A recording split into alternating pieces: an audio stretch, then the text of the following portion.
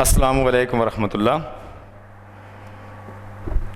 Special and local law के lecture number 6 में आज हम हाज़िर हैं। इससे पहले स्पेशल एंड लोकल लॉ के 5 लेक्चर्स हुए जो लैंड रेवेन्यू एक्ट के ऊपर थे। आज जो हम नेक्स्ट लेक्चर शुरू करेंगे वो स्पेशल एंड लोकल लॉ में ही एक एक्ट है जिसके मुतालिक होगा, उसको आज से हम शुरू करते हैं। स्पेशल एंड लोकल लॉ में शामलात दे एक्ट और नोतोड़ के मुतालिक जो कवानीन हैं उनको हम देखते हैं। सबसे पहले हम the Azad Jammu and Kashmir grant of the Azad Jammu and Kashmir grant of Khalsa wasteland as Shamlat deh act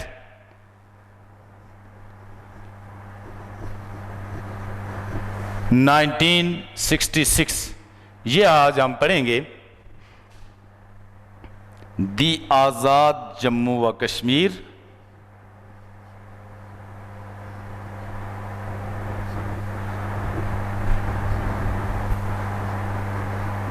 grant of Khalsa wasteland as Shamlat deh act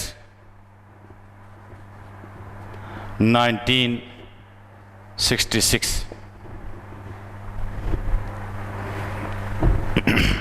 सबसे पहले कोई भी कानून जब हम शुरू करते हैं तो उसकी जो पहली सेक्शन होगी उसमें short title, extend and commencement, यानी उसका मुख्तसर नाम, वसअत और आगाज़ कब हुआ। तो इस कानून का the Azad Jammu and Kashmir grant of Khalsa wasteland as Shamlat deh act 1966 इसका नाम है।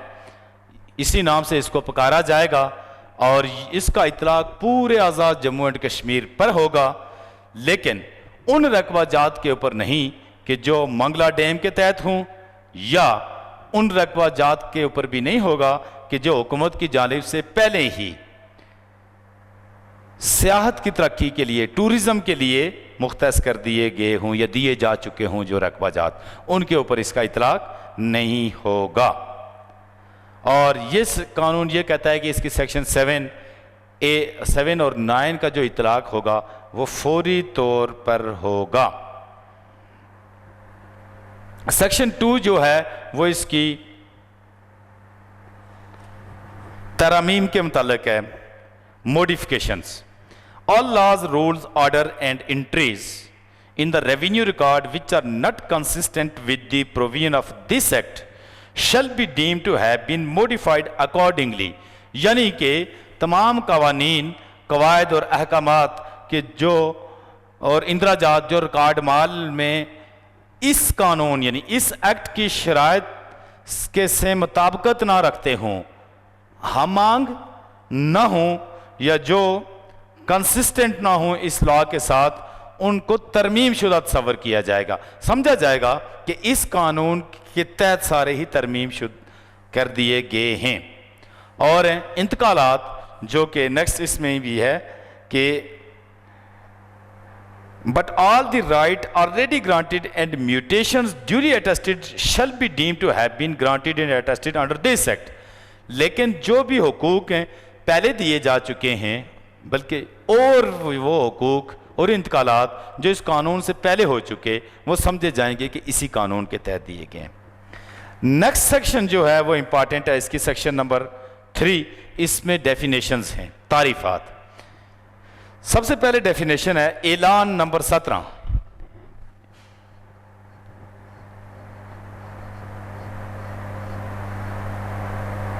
ऐलान number 17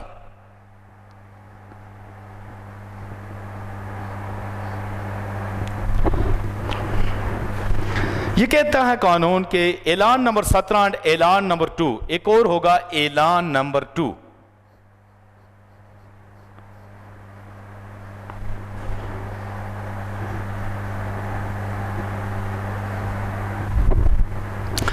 Elan number 17 and Elan number 2 means the rules notified under Jammu and Kashmir Revenue Elan number 17 dated 27th Badu 1984 बिक्रमी। ऐलान नंबर 17 से मुराद हैं, ऐलान नंबर 17 और ऐलान नंबर 2 से मुराद हैं वो कवायद मुराद होंगे, ऐसे रूल्स या कवायद मुराद होंगे कि जो जम्मू और कश्मीर रेवेन्यू ऐलान नंबर 17 और ऐलान नंबर 2 से मुराद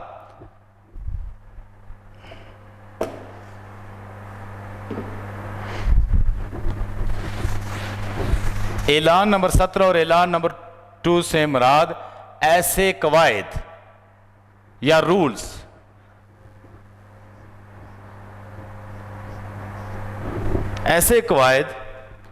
रूल्स मुराद होंगे जो जम्मू कश्मीर रेवेन्यू ऐलान नंबर 17 मुराद होंगे जो जम्मू व कश्मीर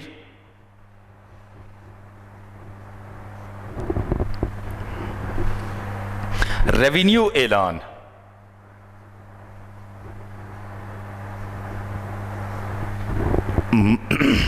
मर्रा 27 बादू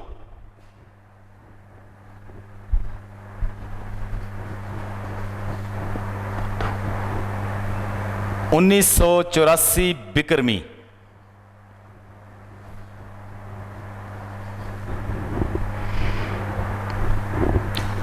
ये सूबा जम्मू के लिए होगा, सूबा कश्मीर के लिए होगा। 1984 बिक्रमी जो सूबा कश्मीर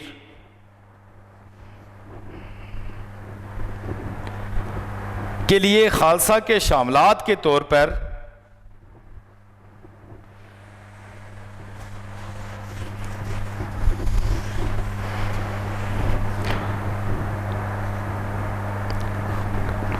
खालसा के शामलात के तौर पर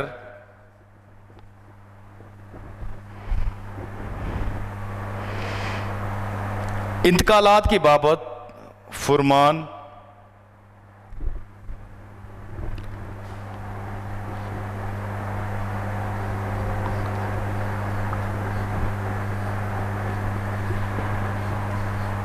बोन नंबर 4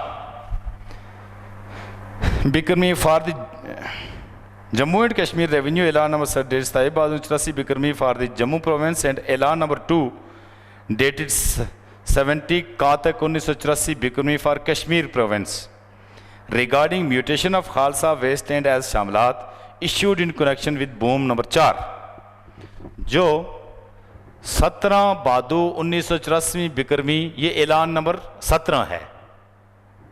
मर्रा जम्मू कश्मीर रेवेन्यू ऐलान मर्रा 27 बादू 1984 बिक्रमी सूबा कश्मीर के लिए, और दूसरा है जो कि ऐलान नंबर 2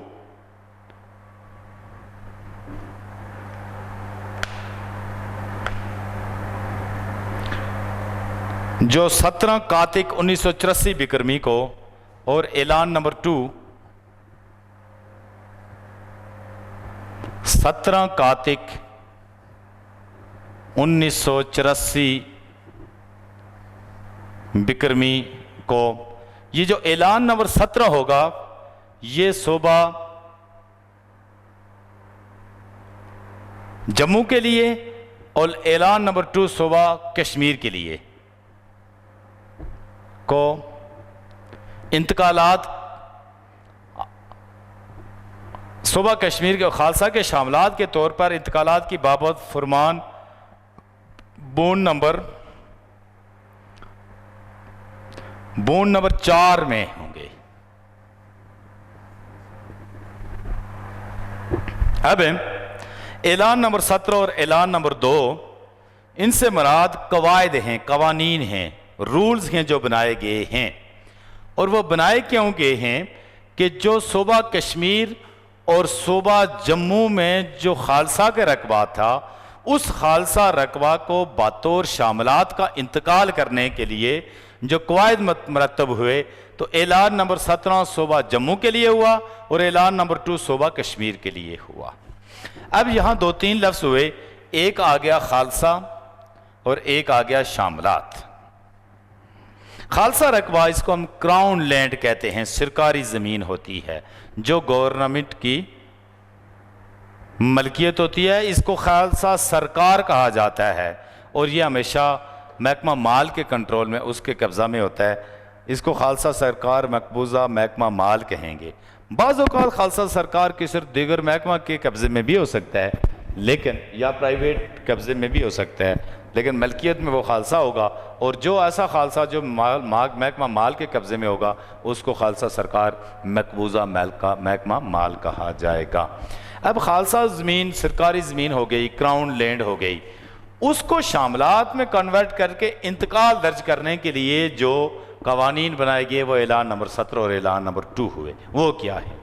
शामलात में कन्वर्ट इसलिए किए गए, शामलात जो होती है वो हर एक देह में मौजूद होती है और ये अहले देह की कॉमन लैंड होती है, जो देह के लोगों के लिए होती है, उनके मुश्तरका मकासद के लिए। उसमें चरांद, पानी, ईदगाह और जो उनकी ज़मीनें होती हैं, अपनी मलकियती ज़मीनें, उसमें जो मजरूआ रकबा जात होते हैं, मजरूआ रकबा से मुराद जो रकबा काश्त होता है, उसके बराबर वो रकबा यहाँ पर होना चाहिए किसी भी देह में। तो अगर किसी देह में शामलात का रकबा कम है या नहीं है, तो खालसा से शामलात में कन्वर्ट करके उसका इंतकाल बतौर शामलात देह के दर्ज किया जाएगा। और ये कानून उसी के लिए आया है कि अगर किसी खालसा रकबा के शामलात के तौर पर इंतकालात दर्ज करना हो, तो सूबा जम्मू में जो था वो ऐलान नंबर 17 के तहत और सूबा कश्मीर में जो था वो ऐलान नंबर 2।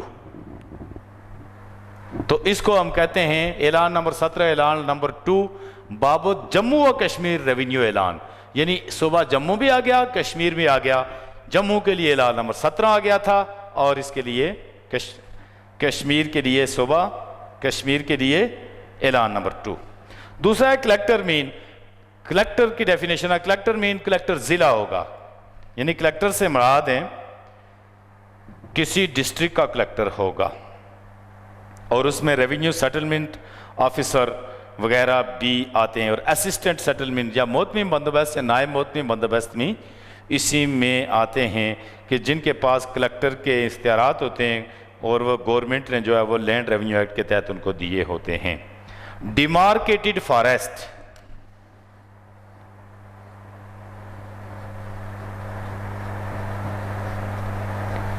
डिमार्केटेड फॉरेस्ट, इसको हम बोलते हैं महदूदा जंगल।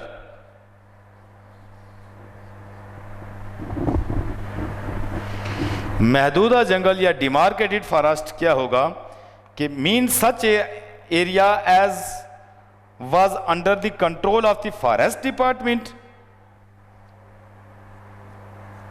डिमार्केटेड या महदूदा जंगल से मुराद ऐसा रकबा है कि जो इस एक्ट के या इस कानून के नफाज से पहले महकमा जंगलात के पास उन जंगलात के ज़ेर इंतज़ाम बतौर महदूदा जंगल के था।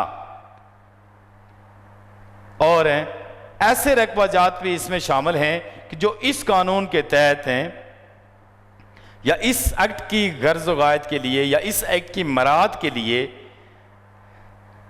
जंगलात के हदबंदी करके जंगलात के ज़ेरे अंडर लाए गए हों, उनको महदूदा जंगल कहा जाएगा। Demarcated forest means such area as was under the control of forest department as demarcated forest immediately before the commencement of this act, कि इस कानून के नाफिज होने से फौरी पहले जो इलाका बतौर महदूदा जंगल या डिमार्केटेड फॉरेस्ट के फॉरेस्ट डिपार्टमेंट के ज़ेरे कंट्रोल था, उसको महदूदा जंगल या डिमार्केटेड फॉरेस्ट कहा जाएगा। और इसमें वो एरिया भी शामिल होगा जो इस कानून के तहत बतौर महदूदा जंगल डिक्लेयर किया गया हो। destitute,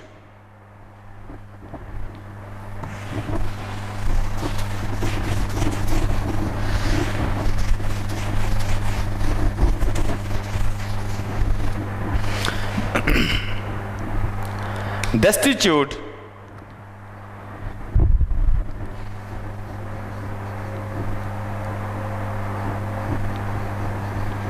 या नादार, ये कौन होता है? डेस्टिट्यूट या नादार से मुराद ऐसा शख्स कि जो किसी गांव का मुस्तकिल बासी हो, यानी मुस्तकिल राश रखने वाला हो, मुस्तकिल रहने वाला शख्स हो, और जिसके पास कहीं भी कोई अराजी ना हो और उसकी गुज़र औक़ात का कोई माकूल या तसल्ली बख्श ज़रिया भी ना हो, उसको नादार कहा जाएगा। तो तीन चीज़ें आ गई इसमें। नंबर वन, किसी देह का, किसी गांव का मुस्तकिल बासी, किसी गांव का मुस्तकिल रहने वाला, जिसकी कहीं भी कोई अपनी अराजी ना हो और जिसकी गुज़र औक़ात का कोई माकूल ज़रिया ना हो, उसको डेस्टिट्यूट या नादार कहा जाएगा। Government mean government of Azad Jammu and Kashmir. Government order number 8257, government order number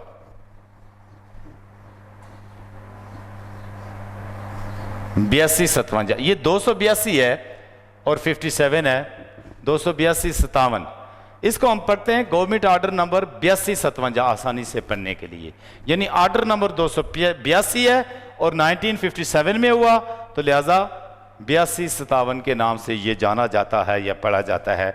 इससे मुराद Azad Jammu and Kashmir government order number 8257 है, जो 22 जुलाई 1957 को 22 जुलाई 1957 को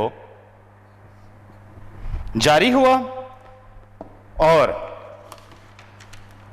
जो वक्तन फक्तन तरमीम शुदा है। और ये किसके मुताल्लिक है कि ये गैर कानूनी और नोतोड़ हक को बाज़ाब्ता grant of proprietary rights over illegal नातोड़ सब्जेक्ट टू सर्टेन कंडीशंस, कि जो गैर कानूनी नोतोड़ हक को प्रोप्राइटी या नोतोड़ करने वालों को हकूक़ मलकियत देने की निस्बत या उनके नोतोड़ को बाज़ाब्ता बनाने की निस्बत बाज़ कंडीशंस में बाज़ाब्ता बनाने की निस्बत है, वो एलान नंबर 8257 है।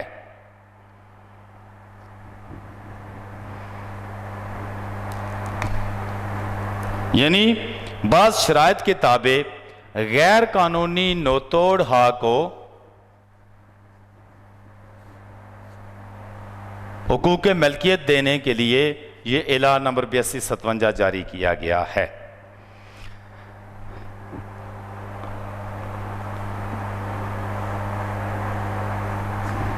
Land owner mean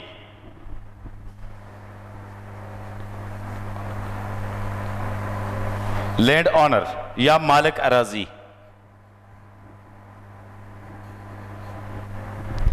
land owner या मालिक अराजी से मुराद है मालिक इंक्लूडिंग मालगजार, आकासामीदार and occupancy and sub occupancy tenant who has acquired or it entitled to get property right under the Azad Jammu and Kashmir Land Reforms Act 1916 or any other law।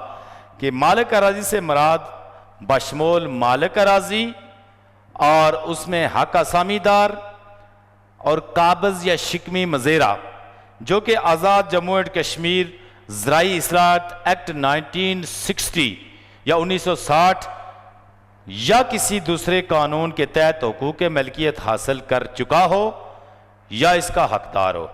यानी कोई मज़ेरा है, चाहे वो टेनेंट है या सब टेनेंट है, वो 1960 के कानून मालगुजारी एक्ट 1960 के तहत हुकूक उसने हासिल कर लिए हों या किसी और कानून के तहत वो हुकूक हासिल करने का हकदार है, वो भी मालिक अराजी है। इसमें जो ओरिजिनल मालिक अराजी है वो भी शामिल है। कमिश्नर सेटलमेंट कमिश्नर या कमिश्नर बंदोबस्त। कमिश्नर बंदोबस्त से मुराद हैं कि जो शख्स हैं लैंड रेवेन्यू एक्ट के तहत लैंड रेवेन्यू बतौर कमिश्नर बंदोबस्त तैनात किया गया हो। स्टेट ट्रीज या सरकारी दरख्तान, सरकारी दरख्तान से मुराद हैं ऐसे सरकारी दरख्त हैं कि जो लैंड रेवेन्यू एक्ट में तारीफ शुदा हैं और इसमें सोख्ती और अखरोट के दरख्तान भी शामिल हैं।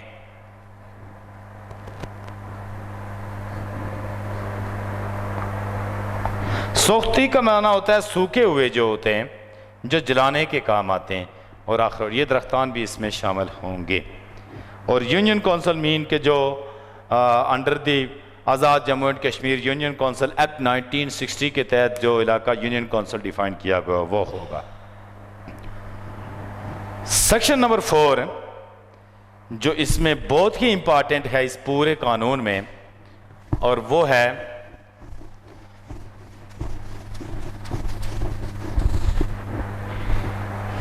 Demarcation of forest for determination of Shamlat deh act. Shamlat deh act या शामलात दे के रकबा के तयन के लिए जंगलात की हदबंदी।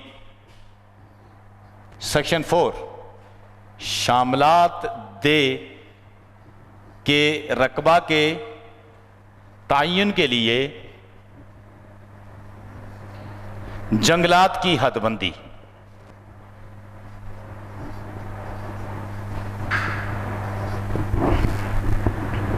ये सेक्शन 4 इसकी ये कहती है कि जंगलात की जो मौजूदा हदबंदी है, यानी जब ये कानून 1966 में मार्ज़ वजूद में आया, उस वक्त जो जंगलात की हदबंदी थी उसको नज़रसानी शुदा तस्वर किया जाएगा। यानी कि इस कानून के तहत हमने उसके ऊपर रिव्यू किया तो वो दुरुस्त है, लिहाजा इसी कानून के तहत समझा जाएगा कि जो पहले की हदबंदी थी वो इसी कानून के तहत ही की गई है, ये समझा जाएगा। और इस कानून के लिए जो टर्म होगी आइंदा वो महदूदा जंगल या डिमार्केटेड फॉरेस्ट ही इस्तेमाल होगी। यानी जो जंगल का रकबा होगा वो बतौर डिमार्केटेड फॉरेस्ट ही उसके लिए महफूज तस्वर किया जाएगा। नंबर 2 जो गैर महदूदा जंगल की इस्तिलाह इस्तेमाल होती थी वो तर्क कर दी जाएगी। इस कानून यानी 1966 में जब ये मार्ज़ वजूद में आया, इसकी सेक्शन ये कहती है। और उस वक्त जो गैर महदूदा जंगल के फी एकड़ में 10 से कम सरकारी दरख्त अगर मौजूद नहीं हैं, the term undemarcated forest shall henceforth be abandoned and an existence under undemarcated forest shall be included in the demarcated forest if, यानी कि वो जो गैर महदूदा जंगल की जो इस्तिलाह थी वो ख़त्म हो गई, और जो इस वक्त एग्जिस्ट कर रहे हैं जंगल जिनको महदूदा जंगल या डिमार्केटेड फॉरेस्ट कहा जाता है, वो अगर उनके फी एकड़ में 10 से कम, for if there are not less than state trees per acre standing on it and the rest including from forest which may be given in शामलात दे, कि उसके फी एकड़ में 10 से कम अगर सरकारी दरख्तान मौजूद नहीं हैं तो उन्हें महदूदा जंगल में शामिल किया जाएगा और बाकिया को जंगल के रकबा से निकाल दिया जाएगा। shall be included in the demarcated forest, existing undemarcated forest shall be included in the demarcated forest। यानी जो गैर महदूदा जंगल थे वो महदूदा जंगल में शुमार किए जाएंगे, और अगर उस अनडिमार्केटेड फॉरेस्ट में 10 से कम सरकारी दरख्तान फी एकड़ मौजूद नहीं हैं तो उसको महदूदा जंगल में शामिल कर दिया जाएगा, और जो बाकी रकबा बचेगा उसको शामलात दे के तौर पर दे दिया जाएगा। और 1 एकड़ में 8 कनाल अराजी होती है। Provided that if at any time after the coming into force of section 7 and 9 any state trees standing in any existing undemarcated forest, यानी इसके लिए शर्त यह है कि अगर सेक्शन 7 और 9 जो अभी हम आगे पढ़ेंगे उनके नाफजुल अमल होने के बाद किसी वक्त मौजूदा गैर महदूदा जंगल यानी अनडिमार्केटेड फॉरेस्ट से कोई दरख्त काटे जाएं जो उस वक्त अनडिमार्केटेड जंगल मौजूद थे, ये कानून कहता है कि अगर उनमें से दरख्त काटे जाएं और दरख्त कम होने से जो दरख्तों की तादाद है वो 10 दरख्तान फी एकड़ से कम वाला जो गैर महदूदा जंगल होगा, उससे उतनी ही तादाद में मिनहा करके उसे महदूदा जंगल में शामिल किया जाएगा और उसको शामलात दे में शामिल नहीं किया जाएगा। मसलन पहले ये कहा गया कि 10 एकड़ फी 10 दरख्तान फी एकड़ से कम अगर दरख्त हैं किसी गैर महदूदा जंगल में, तो उस रकबे को गैर महदूदा जंगल से निकाल दिया जाएगा और वो होगा महदूदा जंगल में शामिल हो जाएगी वो जगह, और उससे हट के जो जगह बच जाएगी वो शामलात दे के तौर पर होगी।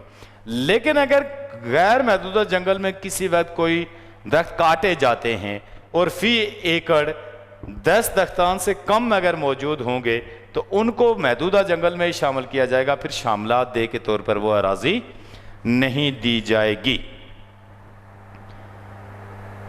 और दरख्तों से मुराद होगी जिसका कुतर 12 इंच से कम ना होगा, यानी सरकारी दरख्तान हम पढ़ते हैं उसमें दरख्त की जो तारीफ है वो 12 इंच कुतर का होना चाहिए। गोलाई में 12 इंच होगा तो तब उसको दरख्त शामिल किया जाएगा, उससे जो कम होगा वो दरख्त नहीं होगा। दरख्त तो होगा लेकिन यानी इस डेफिनेशन में नहीं आएगा कि वो इतना बड़ा हो गया कि अब उसको शामिल किया जाए, उस शुमार में लाया जाए। इससे हट के जो दीगर मकबूजा ज़मीनें होंगी, मकबूजा अरातियात कि जो जंगलात के ज़ेरे कब्ज़ा हों या अहले दे के, अहले दे से मुराद जो असामी वार हैं, जो ज़मीनों के मालिक हैं उस दे में, उनके ज़ेरे कब्ज़ा या ज़ेरे इंतमाम हों और उनमें 24 या उससे ज़ायद सरकारी दरख्त फी एकड़ मौजूद हों को महदूदा जंगल में शामिल किया जाएगा। यानी जो हिस्सा किसी अराजी का जो मकबूजा अराजी है वह अहले दे के कंट्रोल में है, अहले दे की मलकियत नहीं है बल्कि जंगलात का हिस्सा है या शामलात का हिस्सा था, उसमें फी एकड़ में 24 दरख्तान मौजूद हैं, उसको महदूदा जंगल में शामिल कर दिया जाएगा और उससे बाकी जो रकबा बचेगा वो शामलात के तौर पर दे दिया जाएगा। लेकिन इसमें भी एक शर्त है कि अगर ऐसा रकबा शामलात दे कौंसिल या कम्युनिटी फॉरेस्ट के इंतजाम के लिए दे दिया गया हो तो 24 या इससे ज़ायद सरकारी दरख्तान जो होंगे उनकी फी एकड़ की शर्त का इतलाक उनके ऊपर नहीं किया जा सकता। मजीद इसमें शर्त यह है कि जब तक दे कौंसिल या कम्युनिटी फॉरेस्ट जंगलात का इंतजाम संभालती उस वक्त तक वो जंगलात के महकमा जंगलात के ज़ेरे कंट्रोल ही रहेंगे, यानी उनके कब्जे में रहेंगे। और Jammu Kashmir forest regulation act 1930 और उसके तहत वज़ा शुदा जो कवायद हैं, ज़वाब्ते हैं, रूल हैं, उनका इतलाक उस पर होगा और उनकी तरक्की के ऊपर यानी जो अखराजात उठाए जाएंगे, जो ख़र्चा होगा वो उस आमदनी से मिनहा कर दिए जाएंगे और जो नकद आमदनी होगी वो दे कौंसिल के हवाले कर दी जाएगी। अब हम देखते हैं कि जब किसी जंगल की हदबंदी हो रही हो तो फिर क्या होगा। जब किसी जंगल की हदबंदी की जा रही हो तो इस बात को यकीनी बनाया जाएगा कि ऐसा रकबा खालसा या ऐसा खालसा ज़मीन जो 2 एकड़ से कम हो और मुकम्मल तौर पर निजी अमलाक में गिरा हुआ हो, यानी 2 एकड़ से कम खालसा रकबा है और उसके इर्द गिर्द लोगों की अपनी ज़ाती मलकियती अराजियात मौजूद हैं और उसकी जो बुर्जियां हैं, जो नस्ब हैं किया गया है हदबंदी करते हुए, और उन जो प्राइवेट या लोगों की जो अमलाक हैं, ज़मीनें हैं, उनके दरमियान में 20 करम से ज़्यादा चौड़ाई ना हो। मसलन उसकी हदबंदी हो रही है जंगलात की और जंगलात का ये रकबा है मौजूद, इसके इर्द गिर्द हर तरफ ये खालसा रकबा है, जंगलात की हदबंदी हो रही है, इर्द गिर्द लोगों की अपनी ज़मीनें मकानात मौजूद हैं, और लोगों की ज़मीन और इसकी जो बुर्जी है ये खालसे की और लोगों की जो ज़मीन है, इनके दरमियान का जो वक्फा है, चौड़ाई है, इनमें 20 करम से ज़्यादा चौड़ाई ना हो, यानी 100 फुट से ज़्यादा चौड़ाई ना हो, तो उसको उस हदबंदी की तरतीब में शामिल ही नहीं किया जाएगा, उसकी हदबंदी नहीं होगी। और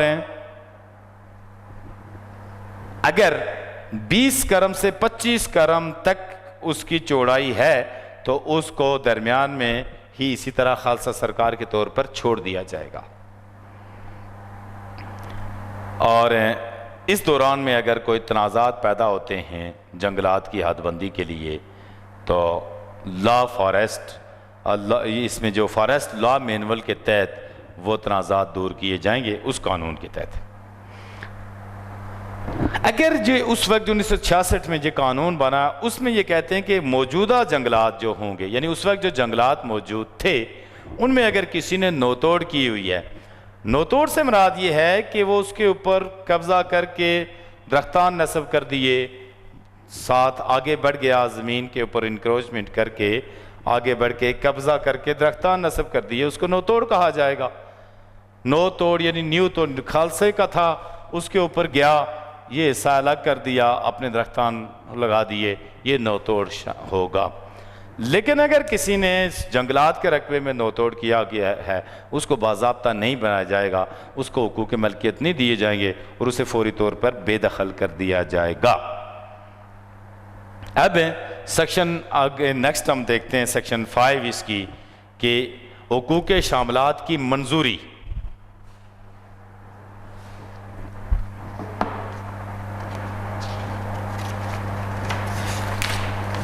ग्रांट ऑफ शामलात देयर राइट्स, यही इंपॉर्टेंट है जो सेक्शन 4 और सेक्शन 5 दो इस्लाह में, और इससे पहले जो 3 जिसमें हमने डेफिनेशंस पढ़ी, चंद एक डेफिनेशंस आई हैं उसमें। सेक्शन 3 जो हमने 4 जो हमने अभी पढ़ी है कि डिमार्केशन ऑफ फॉरेस्ट, जंगलात की हदबंदी जो होगी बात शामलात दे एरिया के लिए। नेक्स्ट ये सेक्शन 5 है grant of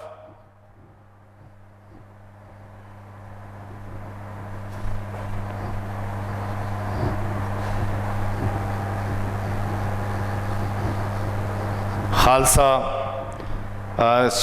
grant of Shamlat दे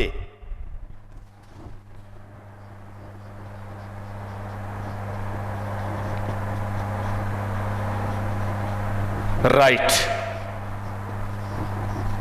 या हुकूक शामलात की मंजूरी। ये अब हम देखते हैं कि इस कानून के तहत ये कैसे होती है। हुकूक शामलात की मंजूरी महदूदा जंगल के अलावा, यानी इसका मतलब है महदूदा जंगल में अगर किसी का राइट बन रहा है तो वो नहीं दिया जाएगा। शामलात का जो हुकूक है उसमें मंजूरी महदूदा जंगल के अलावा, जंगल रकबे की मंजूरी नहीं दी जाएगी। वो जंगलात के अलावा सरकारी रकबा जात से उस गांव के 1985 बिकरमी में रिकॉर्ड शुदा मजरूआ रकबा की बुनियाद पर, मजरूआ रकबा की बुनियाद पर 100% की हद तक ऐसे गांवों में रकबा जात की दस्तयाबी के ताबे बजरिया तहरीर आज़ाद दी जाती है। ये सेक्शन ये कहती है कि हुकूक शामलात की मंजूरी महदूदा जंगलात के अलावा, इसका मतलब हुआ महदूदा जंगलात में किसी का कोई राइट नहीं होगा, उसकी मंजूरी नहीं दी जाए। महदूदा जंगलात के अलावा ऐसे गांव में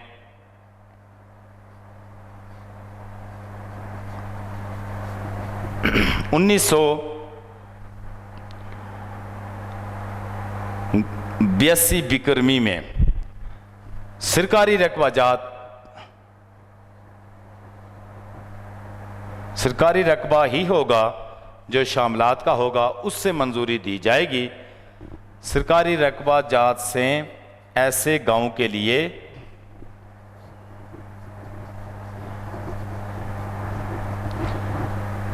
1982 बिक्रमी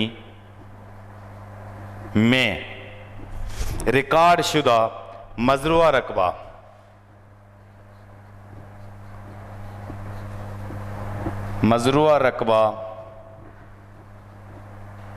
के 100% की बुनियाद पर ऐसे गांव में दस्तयाब रकबा जात से दी जाएगी। इससे मुराद ये हुआ कि गांव में शामलात के रकबा जात मौजूद हैं, लेकिन अगर उनमें कोई महदूदा जंगल है, उस महदूदा जंगल से किसी को मंजूरी नहीं दी जाएगी। टाइटल जो होगा उसका कोई राइट इस्तेकाक हासिल नहीं होगा।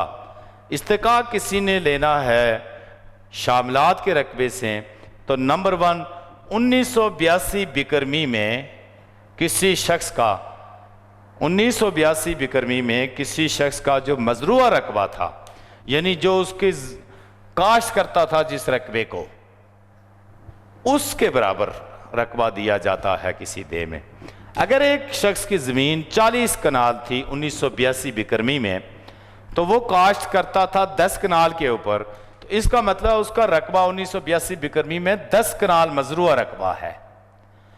इसके 100% की हद तक जितने भी यानी मालकान हैं, उनके जो मजरूआ रकबा जात हैं या जो रकबा जात वो काश्त करते थे, उनके 100% उस दे में अराजी होनी चाहिए शामलात की। सपोज कि मालकान अराजी की ज़मीनें 10,000 कनाल हैं एक दे में, लेकिन जो मजरूआ रकबा जात हैं वो इनमें से 2,000 कनाल हैं, लिहाजा 2,000 कनाल रकबा शामलात होना चाहिए। अब चूंकि मजरूआ रकबे 2,000 कनाल हैं, शामलात भी 2,000 कनाल उस दे में मौजूद है। अगर शामलात कम है तो जो उस इलाके में उस दे में खालसा है वहां से शामलात का रकबा पूरा कर दिया जाएगा। जब ये पूरा हुआ तो मालकान अराजी जो हैं वो अपने उनका जो 100% है उसमें से ये आगे चल के हम शायद इसमें पढ़ेंगे भी, इसमें से जो होगा 20% रकबा वो कॉमन पर्पज़ के लिए रख दिया जाएगा, 5% रकबा डेस्टिट्यूट या उस नादार के लिए रख दिया जाएगा, 25% हो गया, और बकिया जो 75% है वो ज़मींदारान को उनका जो इस्तेकाक होगा उसके मुताबिक जो है वो दिया जाएगा। ये है शामलात दे का सेक्शन 5 जो है हमने शुरू की। नेक्स्ट इंशाअल्लाह लेक्चर में इसको शामलात दे को भी क्लियर करेंगे, और इसमें जो रकबा शामलात है उसके हुकूक की मंजूरी कैसे होती है, किस बुनियाद पर दी जाएगी। आज का हमारा ये lecture city law college Rawalakot की वेबसाइट पर मौजूद है। आप city law college Rawalakot Azad Kashmir की वेबसाइट पर आकर इसे सुन सकते हैं, देख सकते हैं, बराह रास्त क्वेश्चन भी कर सकते हैं। WhatsApp group city law college Rawalakot में आइए। आज का हमारा लेक्चर यहीं पर ख़त्म हुआ। अल्लाह हमारा आमी व नासिर व अस्सलाम।